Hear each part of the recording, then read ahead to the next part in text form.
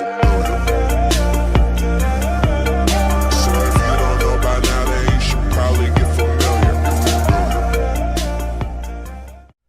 going on, everybody? Dan Unfiltered Wrestling.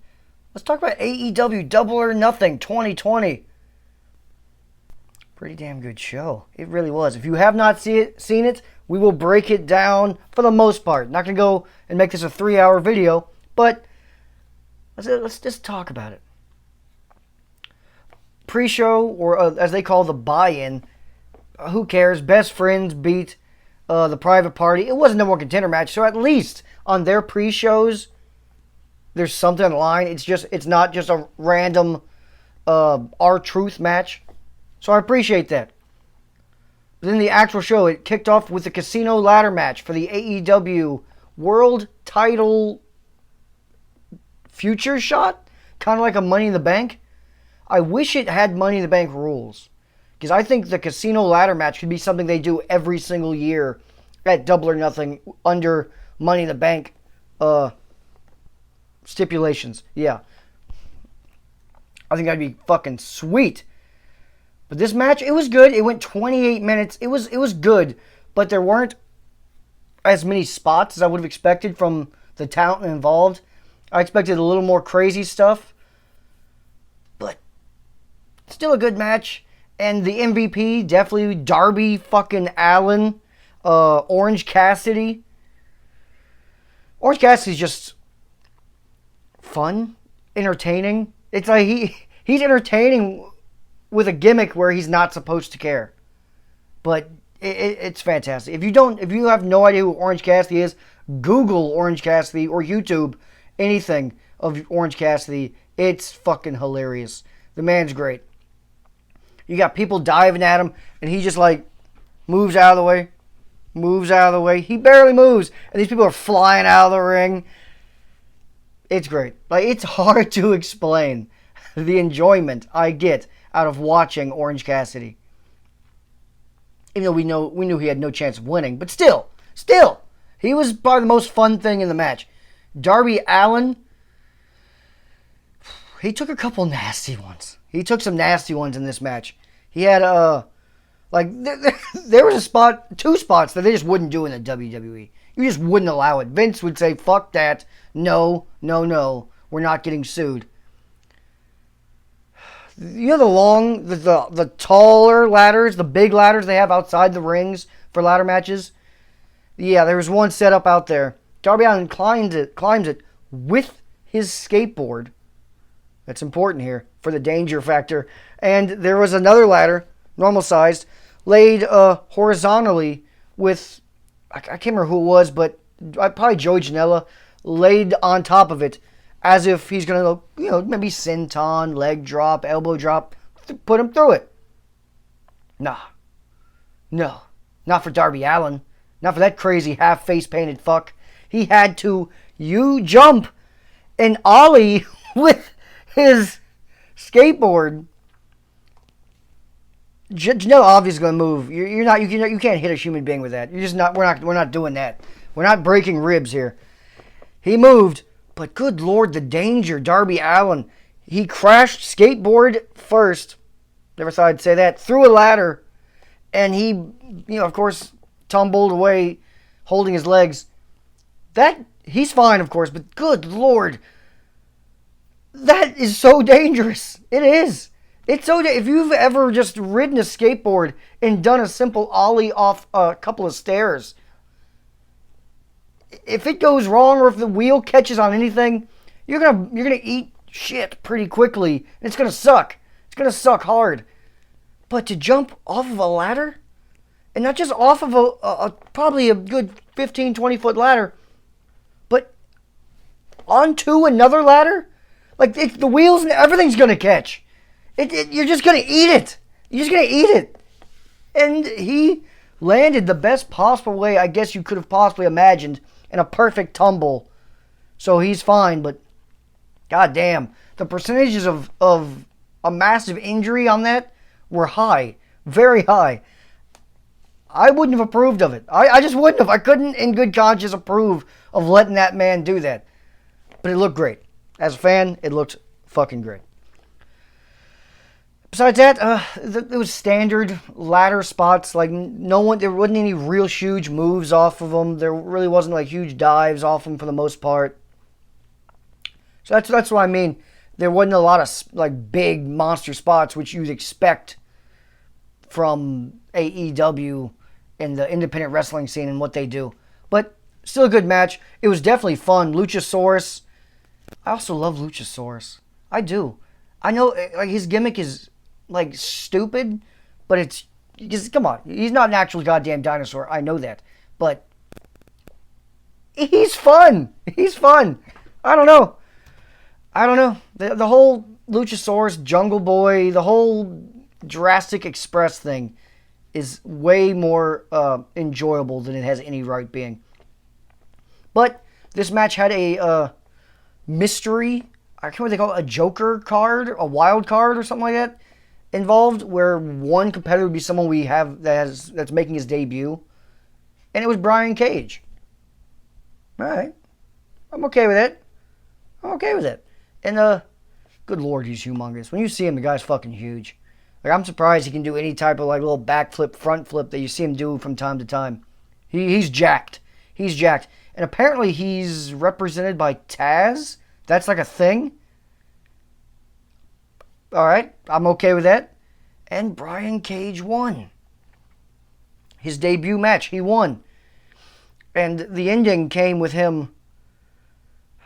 Darby Allin, he eats it again. He puts Darby Allin on a ladder, normal size ladder.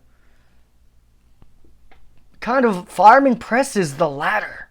It's over his shoulders, like AA style, F5 style, with Darby Allin laid on top of it, and then throws it out of the ring with of course, Allin still on it. It threw another ladder that's just set up. Just a mangled mess of metal. Another spot that would not get approved in WWE. No. Like, you can't... In wrestling, you want to, like, kind of have a plan of how to fall or how to land.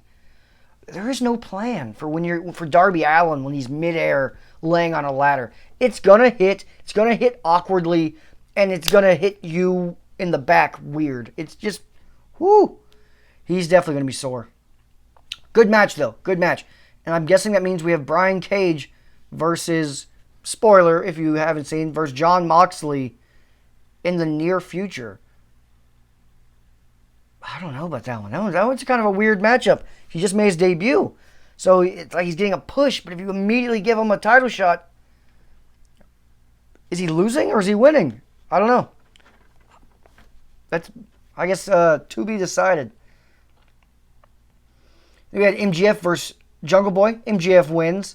And good match, 17 minutes long. Again, the Jurassic Express is way more fun than it has any right being, including Jungle Boy. Like, it just... The whole gimmick shouldn't work. I should be cringed by it. I usually get cringed out by these type of gimmicks. I'm not. These three guys pull it off very well. Like, they really do. Cody beat Lance Archer for the first ever AEW TNT Championship, which I'm guessing is like a TV title. It's their mid-card.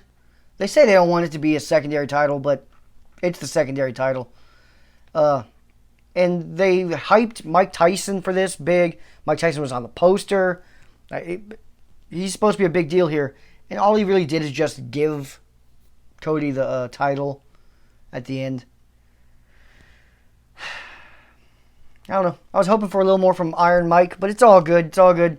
The match was okay. 22 minutes. Cody, we kind of knew Cody had to win that. He was going to win that. Surprisingly, for AEW being around over a year now, that's Cody's first championship. Then we had Chris Statlander versus Penelope Ford. Statlander wins. 5 minutes. Who cares? I got to keep the same energy with AEW as I do with WWE. You give me something I don't give a shit about, I got to say, who cares? Who cares? I don't care. And Statlander, now there's a gimmick I can say cringe. Statlander, the alien, face paint, cringe. Fucking cringe. No thank you. No thank you at all. But she won. Who cares? Then we had Dustin Rhodes, who people didn't know if he was retired or where he was, made his return and beat Shawn Spears in a very awkward match to watch as a man.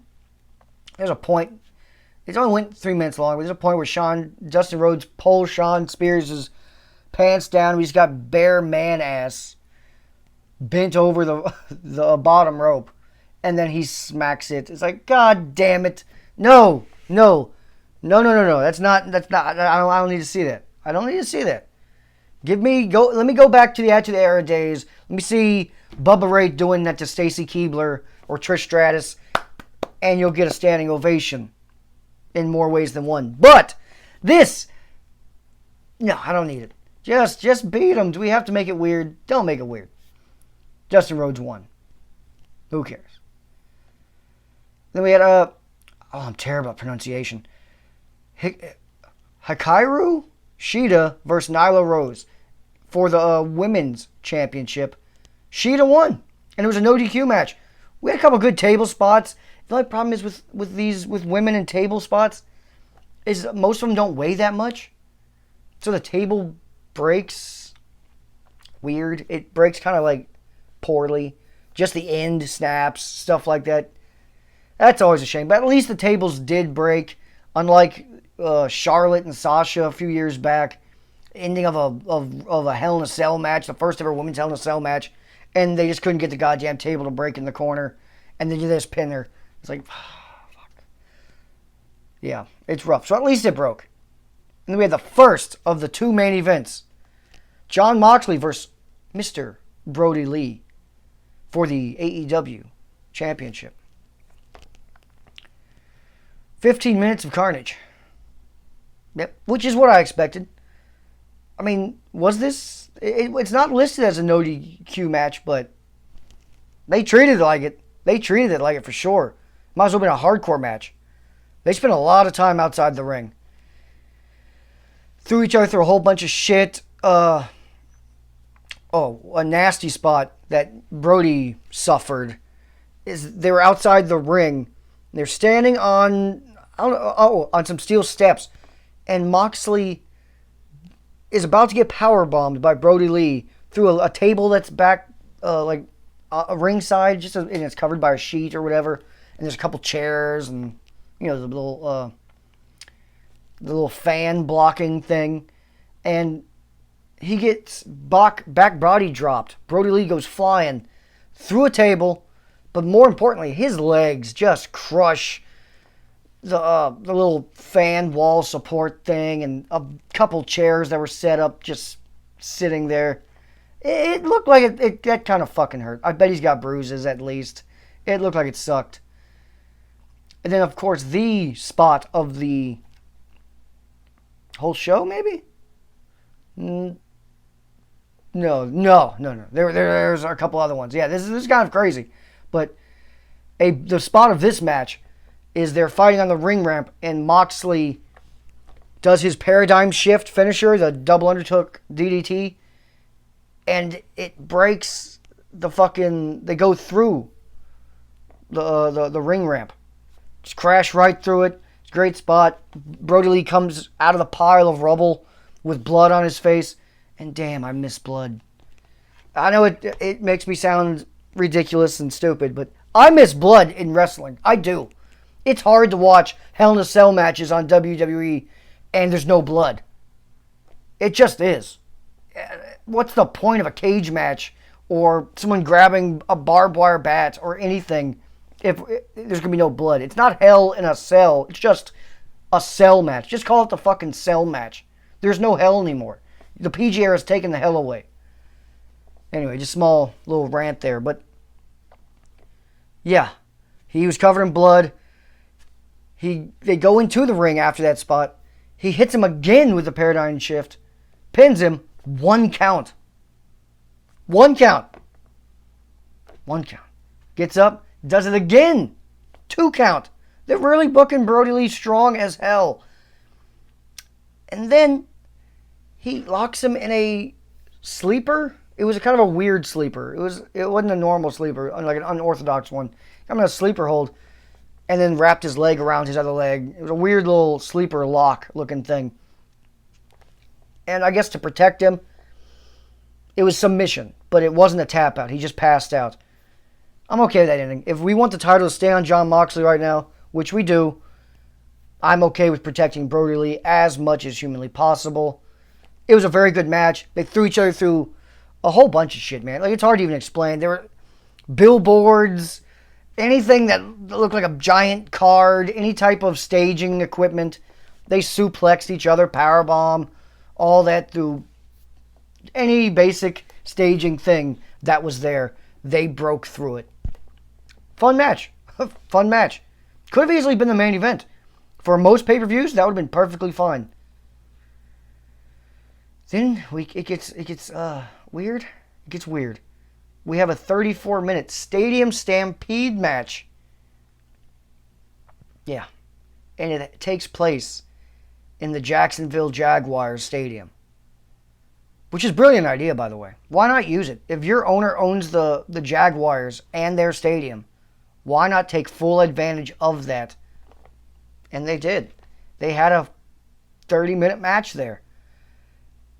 And this was very much like WWE's Money in the Bank ladder matches this year, to where it was goofy, carnage, stuff like that. But this was the way it should have been done in the Money in the Bank. The way this was done, is how WWE should have done the Money in the Bank match. They really should have. Because this was fun. It had some stupidity to it, goofiness to it, but it all felt like still kind of real. It felt like a match. The Money in the Banks felt super filmed, super edited. There's stupid music being thrown in. This was fun, and it was good. It was both.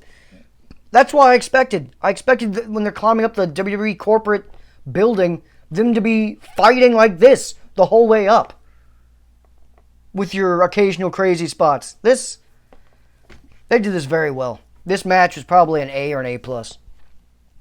It was a hell of a lot of fun.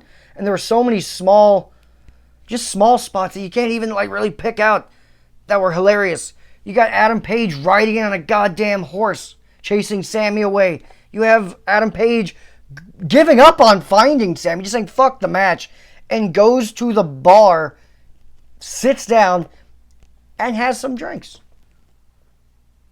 As his boys are getting their asses kicked outside on the field. And then, while Adam Page is drinking, Jake Hager walks... I always want to call him Jack Swagger. But Jake Hager walked in there, found him sitting at the bar, and instead of ambushing and attacking him, sat right next to him. Adam Page poured him a drink. They both calmly, like men, had their drinks. And then they fought. That was great. And the whole thing was full of that. Kenny Omega came to the bar at some point and drank a glass of milk as Adam Page took another shot of whiskey. It was just full of that fun stuff. It did get a little wacky. Almost too wacky, but it was fun. Some of the the football moments, their referees, like a ref threw a flag for excessive celebrating. Yeah. Yes. Threw a flag for excessive celebrating. Because I think it was Matt Jackson. He did 100-yard suplex after suplex onto Sammy Guevara. It was Northern Light suplexes, and then you roll back, pick them up, and do it again. Normally people do it like 3 in a row, something like that. He started at the 1-yard line and went all the way to the end zone and scored a touchdown, technically. Now, of course, there's no fucking way he actually did that simultaneously in one shot. They kept panning away to the other carnage that was happening. So there's no way that they actually did that. But still, story-wise and kayfabe-wise, it was excellent. That was great. And when he scored, he danced and celebrated. He's a horrible dancer, but he celebrated. The ref throws a flag. And then he super kicks the ref for his troubles. Yeah. But at least that's fun. It's fun. It's wacky, but it's fun. And it wasn't edited all super stupid. It flowed fine. And while that was happening, Chris Jericho hit a move on, I think, was it one of the other Jacksons? It's hard to tell. The Jacksons, they look similar. But I think it was on Nick Jackson. Pins him. Nick Jackson kicks out at 2, but Chris Jericho grabs a red flag and challenges. Yeah. That's got to be the first ever challenge in wrestling history. Like official challenge. He challenged it. The ref went back and went behind the curtain. He followed her and they both zipped it up. They were both in the curtain watching the replay. And she said that calling the field stands. 2 count. Kick out. Chris Jericho then, you can hear him very loudly say, "You suck" as a ref. That was great. It was great. So I mean, this match was full of things like that. Santana and Ortiz, there's a moment where they're beating up Matt Hardy and throw him into the Jaguars fan pool. It's like 3 feet of water. If you didn't know that they had a fan pool, I wouldn't even blame you, because who the hell watches Jaguars games? But I kind of remember seeing it a couple times. But yeah, he got thrown in there. And I think it was Ortiz said he can't swim. It was funny because it's only 3 feet of water. Like, there was a lot of small things like that were just perfect. And as they're dumping Matt Hardy in the water, he's kind of getting like baptized. He goes under, comes up with a former gimmick of his. Different clothing and everything. Again, that's how you fucking do it. That's how you do it. Money in the Bank was too goofy. It was too much. Too edited. Just too much. This is how you did it. Subtle, brilliant, stupid, funny, all at the same time. He had every gimmick. He had the V1, came up as the Hardy Boys. It's good stuff. It's good stuff. And then our Kenny Omega got like a double power bomb through a table off like a little ladder platform. That was great. Nick Jackson did a moonsault off of a field goal post, which is very dangerous. Those things are slippery. They are. They're very round, and the paint is so fresh, it's slick. He climbed up there and moonsaulted. Perfect. Perfect. Scary, though, but perfect. What else? What other big spot? Oh, the ending. The ending spot was crazy. Kenny Omega has Sammy on the one-winged angel. He does the one-winged goddamn angel. Jumps. It's probably a good, about 10 feet, something like that. Through maybe 15, something like that. Through a little wooden, of course, staged platform. It just looked great. I know it's very safe, but it just looked great. It looked great. It reminded me like back in the day, Shane McMahon dropping an elbow 50 feet off of the staging at Backlash onto Big Show through the little wooden setup stage. Safe for the most part. You know, there's padding and all that there that we're not supposed to know about.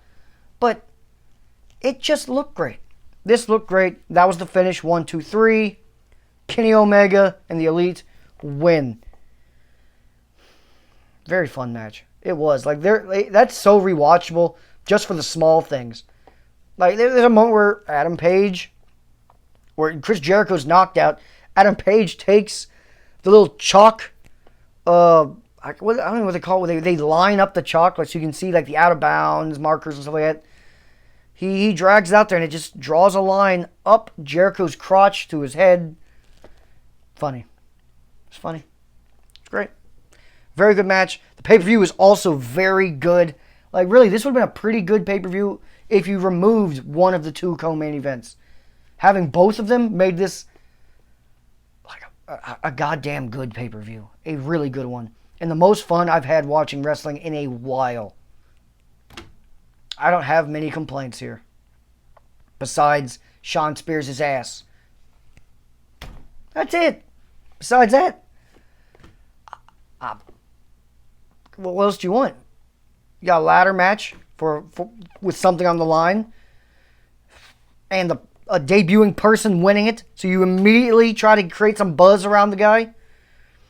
You have a no DQ match for the women's title. That was pretty good. New champion.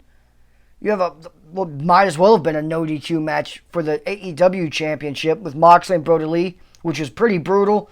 Brody covered in blood. And the Stadium Stampede match which was way more fun than the WWE Money in the Bank match we watched recently, to me at least. And it made more damn sense. Let me know what you guys thought of this whole pay-per-view, especially the main events. Am I going too over? Like, did I enjoy it too much just because there's no sports anymore? I don't know. I really liked it. And if you are still here, you are a real one.